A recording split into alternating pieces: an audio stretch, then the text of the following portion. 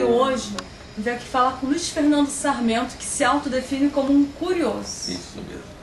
Né? Diante da vida e do conhecimento. E uma das formas de curiosidade dele foi experimentar e implantar o método das redes comunitárias na Rede Sesc.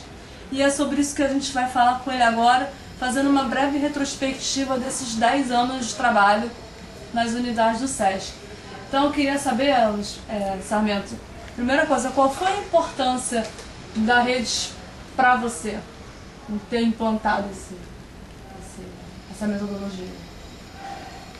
Tem uma coisa que sempre me incomodou, que quer dizer, me incomodou internamente, né?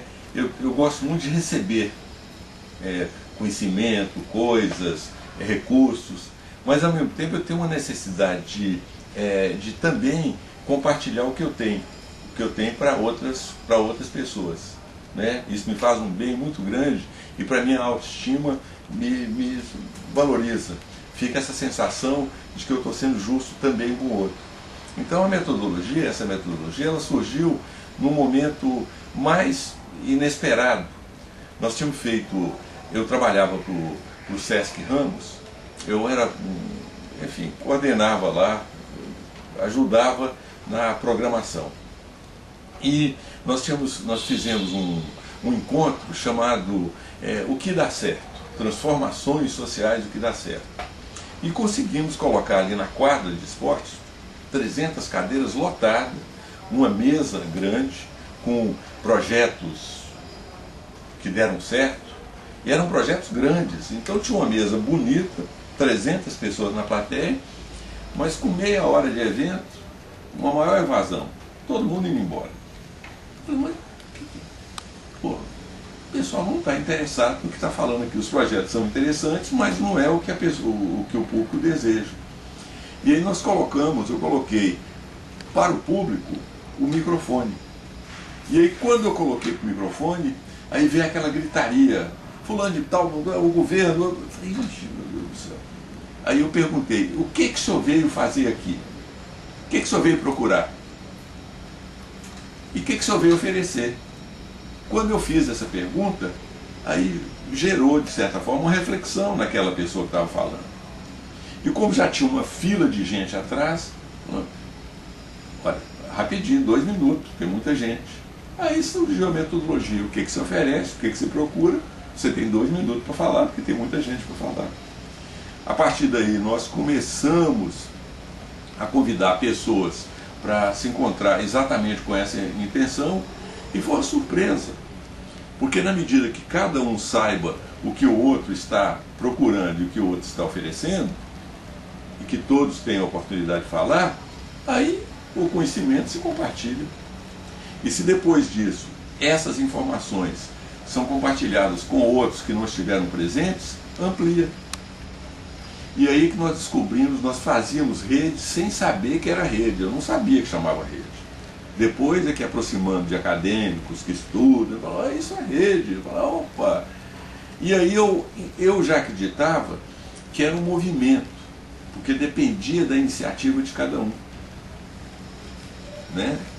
E hoje eu sei que a característica da rede é exatamente essa, é a ausência de hierarquia e que depende da iniciativa de cada um, que é a mesma característica desse movimento. Mas você acha que é importante criar esses elos entre as pessoas?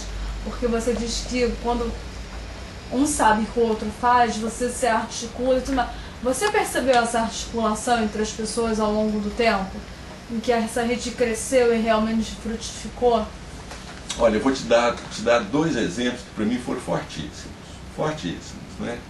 E são 2 exemplos de um universo grande, porque hoje, depois de 10 anos de utilização, 8 anos de utilização dessa metodologia, ela está espalhada. Um exemplo é simples, Vila Aliança. Vila Aliança fica em Bangu, salvo engano, eu não sei se é ainda, mas era, se não o mais baixo, um dos mais baixos índices de desenvolvimento humano do estado do Rio, do IDH, e onde havia o maior índice de assassinato de jovens. Eu sei que o Samuca é um ex-presidiário, ele assaltava banco, né? E foi preso. E quando ele voltou, mas ele era um assaltante de banco metódico, era uma pessoa que organizava, planejava, uma capacidade de organização muito grande. Ele passou 7 anos na cadeia, de uma condenação de 15, e quando ele saiu, ele falou, não, eu quero, ele teve uma conversa boa com a psicóloga lá, falou, não, eu quero cuidar dos jovens da comunidade. E procurou o SESC, que era a instituição que eu trabalhava na época, em busca desse apoio. O SESC, que não tem esse costume de investir os recursos que são enormes do SESC e que são para o público, normalmente não são direcionados diretamente para o público, nos orientou, atende aí. E fui, Gilberto Fujimoto e eu fomos até a Vila Aliança, e uma surpresa, eles na verdade, o Samuca, já tinham ocupado ali um espaço vazio, uma escola vazia, que tinha sido abandonada quando houve aqueles assassinatos de jovens, quando houve aquela ação militar, onde se atirava dos helicópteros, foi uma imagem que apareceu, foi ali. E me parece que lá tinha uma biblioteca que funcionava na casa do Binho, irmão dele. Exatamente. Irmão do Jefferson. Do Jefferson. Então, mas foi uma surpresa que eles falaram assim, vamos montar um centro cultural. Aí nós sugerimos ao Samuca, falou, Samuca, relaciona as pessoas de Vila Aliança, que se interessam por Vila Aliança, e marca um encontro. E nós vamos lá juntos. Eles convidaram, nesse primeiro encontro, tinha 42 pessoas, em roda. Nós temos isso registrado em vídeo, muito interessante. Lançamos a pergunta, o que cada um oferece, o que cada um procura em relação à Vila Aliança. Impressionante a capacidade, a inteligência coletiva. A inteligência coletiva é interessantíssimo, porque um sabia fazer projeto e oferecia para poder equilibrar. Outro procurava telha para a sua associação de moradores. Outro levava crianças para jogar futebol e orientava jovens. Outra dava apoio escolar. Mas uma quantidade de oferta e procura que nem eles próprios tinham conhecimento. Fez o primeiro encontro, o segundo encontro, quinto encontro. É claro que tinha ali o desejo deles, a ética já internalizada, que é fundamental, mas a metodologia serviu de apoio a isso. E hoje, eles têm realmente um centro cultural, a história que eu conto, que é uma referência. Total. É uma referência. E que utilizaram. Eu acho interessantíssimo, por exemplo, para mim, uma conversa com Samuca, com Binho, com Jefferson, que inclusive vivenciaram situações internas, as situações que todos nós vivenciamos quando a gente tem acesso ao poder de pequenos conflitos, pequenas pedras, e que estão contornando com a autoanálise. Muito interessante mesmo. Esse é um exemplo. Outro exemplo, um exemplo simples também, nós temos um amigo, o Richard Righetti, que é um atuante na área da cultura. O Richard é palhaço, é artista de rua, né? E tem relacionamentos, e ele convidou algumas pessoas, alguns artistas de rua, para fazerem uma roda de ofertas e procuras. O relato que o Richard trouxe é que hoje, quando ele me relatou, já essa rede de artistas de rua já é nacional, está em 27 países. Naquele momento que eu conversei com ele, eles já não só participavam de editais, eles participavam da elaboração de editais. Eles se fortaleceram tanto que isso aconteceu. O que a gente nota nas redes é que quando a inteligência coletiva se reúne, aí, naquele momento, é hora de chamar essas outras instituições que normalmente não têm acesso, que são as instituições financiadoras, públicas, para estarem presentes nas reuniões. E o que seria essa inteligência coletiva e o que a une? Esse termo inteligência coletiva eu ouvi pela primeira vez do Cunca, que é professor de Relações Internacionais da PUC, que é um ativista, foi presidente da FASE, né, o Cunca eu me arrepio, uma pessoa que pensa ações coletivas, né? E ele foi conosco a esse encontro lá inclusive ele apoiou mesmo o Centro Cultural. Então, na verdade, a inteligência coletiva é o que as próprias palavras dizem, é a soma das inteligências, a soma e a interação, é mais que a soma, é a multiplicação das inteligências individuais, que quando compartilhadas, quando eu tenho conhecimento do que quando a comunicação se dá, você fala e eu entendo, e quando eu falo e você entende, e nós sabemos um tanto sobre o outro, e quando o seu conhecimento pode ser utilizado por mim e vice-versa, nós temos um poder aí muito mais forte do que os nossos poderes individuais. Poder em termos sociais, que eu digo.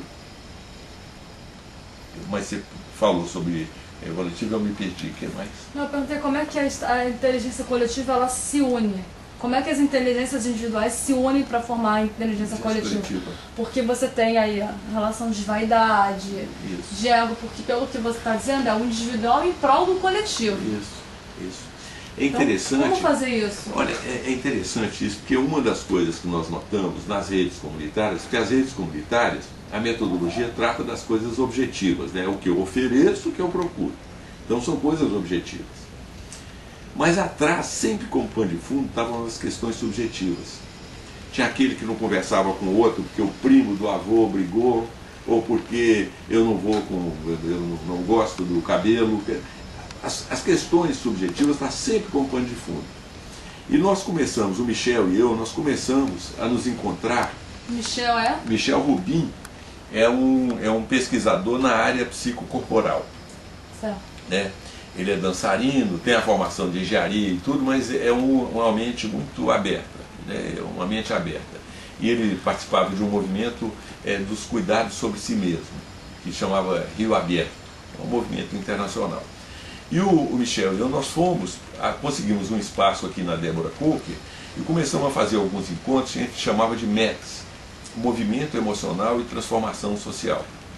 Na verdade, era um encontro simples. Né? Sim, chegou em determinado momento, não tinha nada, era uma sala vazia, a pessoa chegava com nada. E a apresentação ali não é o que você faz, eu sou engenheiro, não, era o que você é. A tentativa desses encontros era nós nos aproximarmos do que é que gera mudança de comportamento. Então nós estávamos pesquisando isso, já tínhamos feito 30 encontros semanais, era um encontro que nos gratificava muito. E nós tivemos acesso, através da Maria Tereza Maldonado, que é uma psicóloga amiga, falou, vocês podiam conhecer a terapia comunitária. E quando eu tive conhecimento da terapia comunitária, que é uma criação de um brasileiro excepcional, genial, chamado Adalberto de Paula Barreto, que criou essa metodologia, aí nós chegamos perto do que nós procurávamos. A terapia comunitária, eu tenho a impressão que é um complemento e vice-versa das redes comunitárias. Porque ela cuida exatamente da escuta do outro. É um espaço, é uma metodologia que é um espaço, com a mesma característica da rede, em roda, para que cada um fale do que lhe incomoda, do que lhe tira o sono, do que está... É uma terapia em grupo. É uma terapia em grupo sem ser psicoterapia. Tem uns métodos simples, o Adalberto, ele era de origem pobre, muito pobre, mas ele conseguiu se formar em medicina e mergulhou na área acadêmica. Ele fez doutoramento em antropologia em Sorbonne, doutoramento em psiquiatria em Lyon, fez teologia no Vaticano, filosofia, e juntou esse conhecimento acadêmico com conhecimento popular. É interessantíssimo. E aí criou uma metodologia que tem umas regras básicas que se combinam com as pessoas. Olha, não vale dar conselho, é um espaço onde um fala e os outros escutam, só vale falar a partir da própria experiência, da própria vivência. E você utilizava esse método no encontro das redes? No encontro das redes não, mas nós utilizamos muitas vezes esse método, quando solicitado, inclusive por participantes das redes. Então, mas é um outro encontro, porque tem muita gente que se interessa e tem muita gente que não se interessa. Então são dois encontros diferenciados o encontro de redes, encontro de terapia comunitária. Mas quando havia esses encontros paralelos, a terapia comunitária influenciava de alguma forma na rede? Facilita, porque você cria um estado de solidariedade muito rápido. Quando eu falo que eu estou sofrendo porque papai bebe e bate mamãe, e eu contextualizo isso, eu falo que papai bate mamãe, que está desempregado, ele bebe, ele está...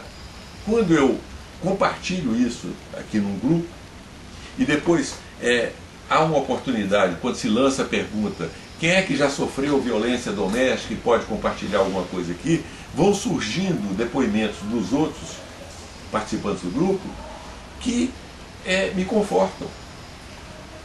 Porque aí quando um fala, não, eu apanhava quando era pequeno também, eu não posso ver uma criança apanhando que eu me sofro. Mas o que leva uma pessoa a abrir os seus problemas particulares para um grupo de pessoas estranhas? Dentro das regras, o combinado é o seguinte, olha, aqui não é um espaço de segredos, é um espaço para você compartilhar o que você sente que pode compartilhar com outros, mas não é um espaço para segredos. Então tem essa característica. Olha, eu gravei encontros de terapia comunitária em favela no Ceará e em favela aqui no Rio de Janeiro. Mas eu gravei encontros de terapia comunitária com mestrandos de administração da UFRJ. E é tudo a mesma coisa.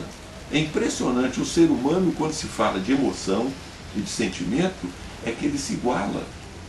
E eu tenho a impressão que é aí que está a possibilidade de mudança de comportamento, de mudanças no mundo, quando há identificação de sentimentos.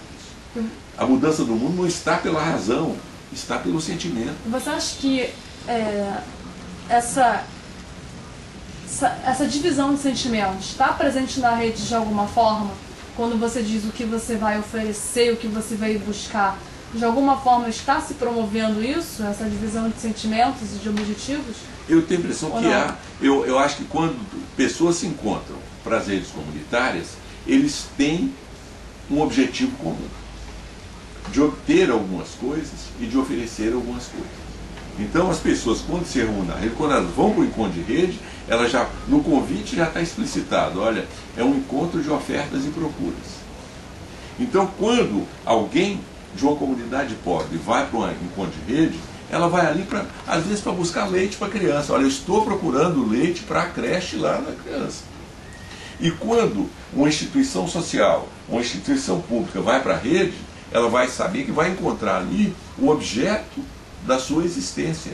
Ela vai ali, não, aqui é do Serviço Social, da Secretaria de Serviço Social. Nós estamos aqui, nós podemos ajudar você. Nós temos essa disponibilidade para você.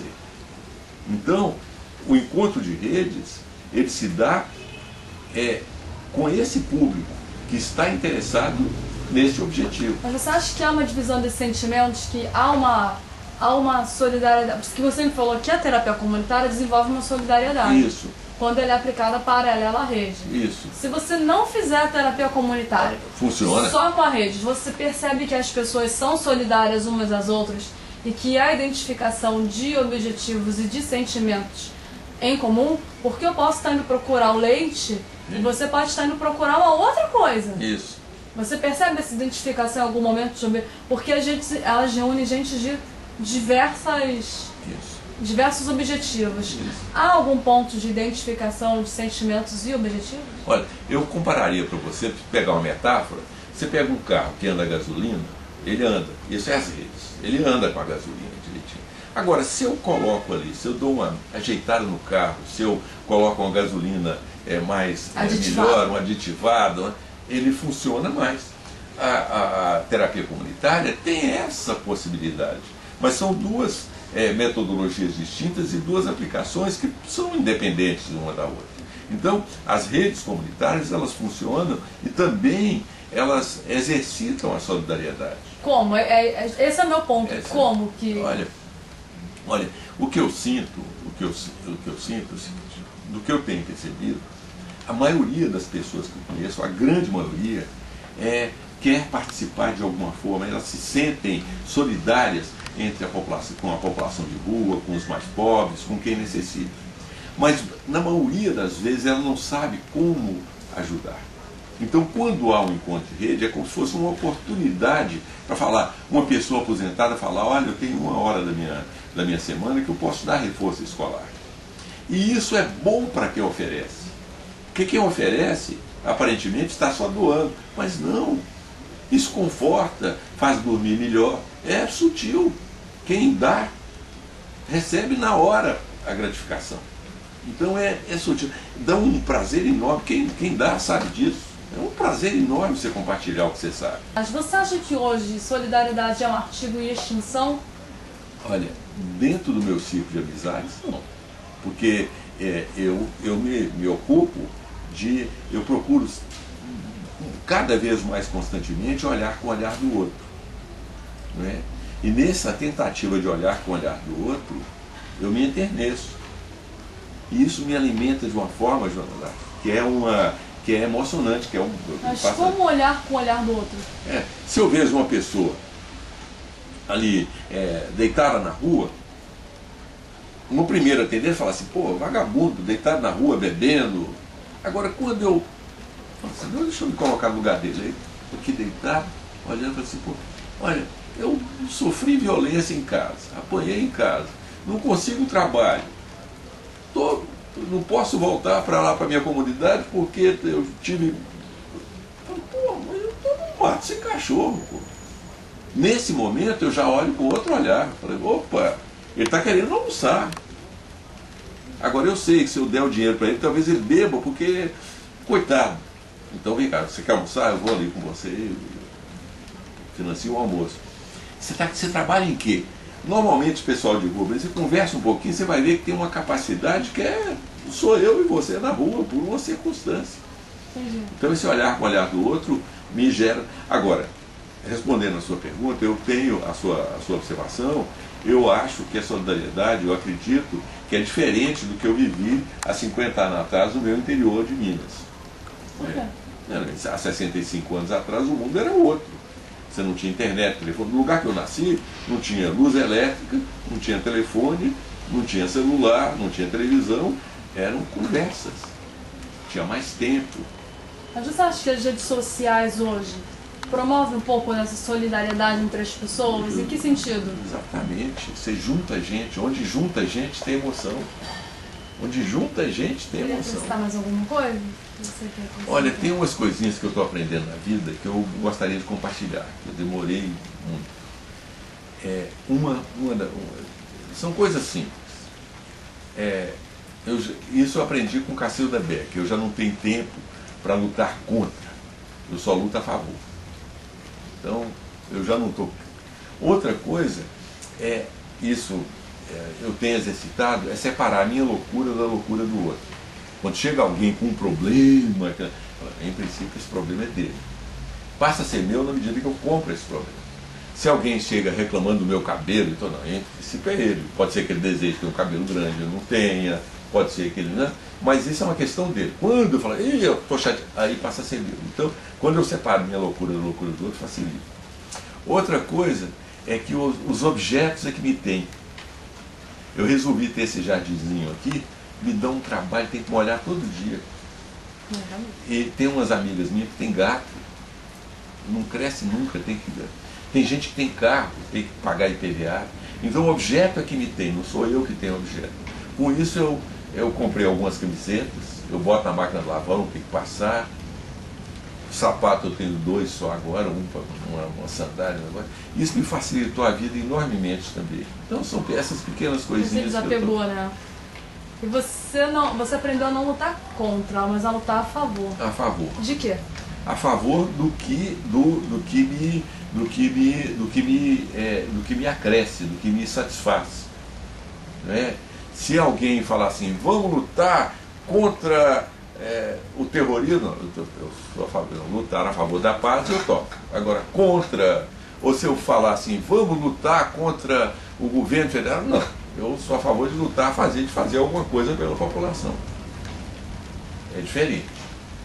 Né? Eu quero contribuir não quero reclamar do outro. Daí, eu tenho trabalhado muito conquistar o meu alcance. Eu não me angustio mais se fulano rouba, se não rouba. Eu sempre imagino que quem rouba tem um traço de psicopatia. Psicopata é aquele que age sem culpa, que lança mão do dinheiro público sem culpa, que bate no outro, que explora o outro. Isso é um traço de psicopatia. Eu fico me perguntando quais são os traços, em que momento eu tive algum ato psicopático, que eu próprio agi, que aí é que eu me melhoro.